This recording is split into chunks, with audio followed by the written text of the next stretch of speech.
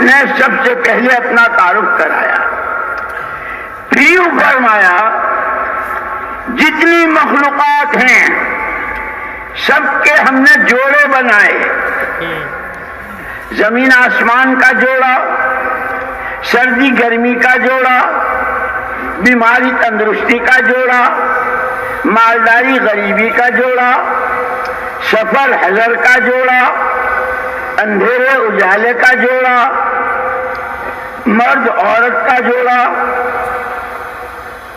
ہر مخلوق کا ہم نے جوڑا بنایا ہے۔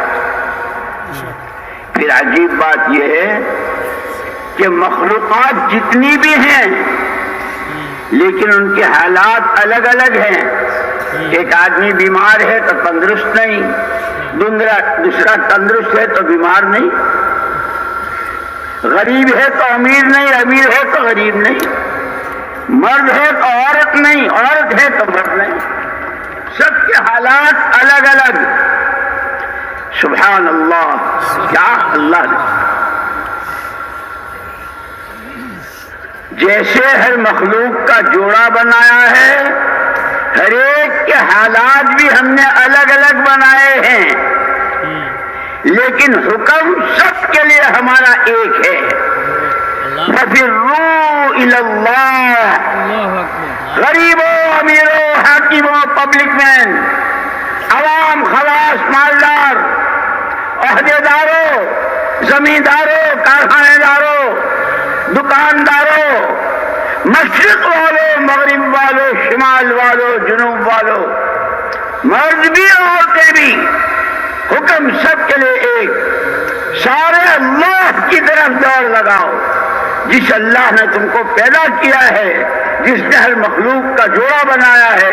اس لیے غریبوں کے لیے جو دین دیا ہے وہ مالداروں کا نہیں ہے، مالداروں کا دین غریبوں کا نہیں ہے۔ عورتوں کے لیے جو شریعت اور جو دین دیا ہے وہ مردوں کے لیے نہیں ہے۔ جو جہاں جس وقت جس حال میں ہے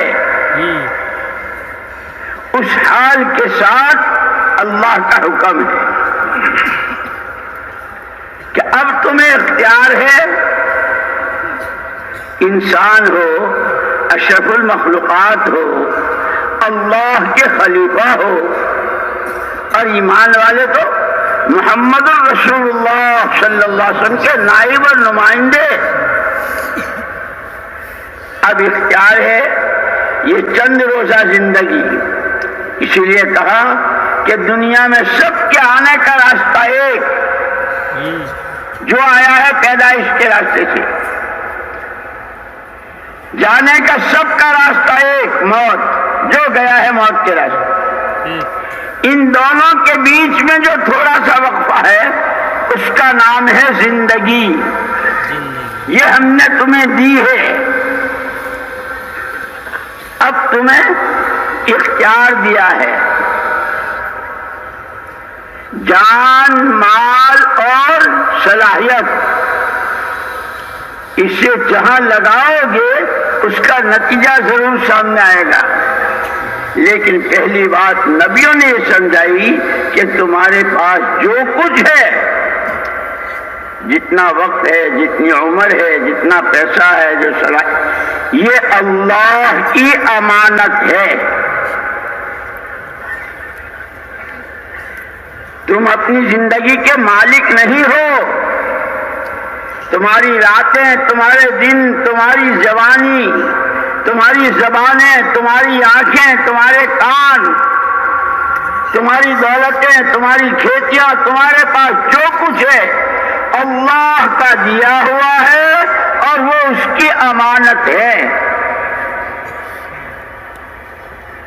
اب تمہیں اختیار ہے، امانت کو امانت داری کے ساتھ استعمال کرو یا خیانت کرو،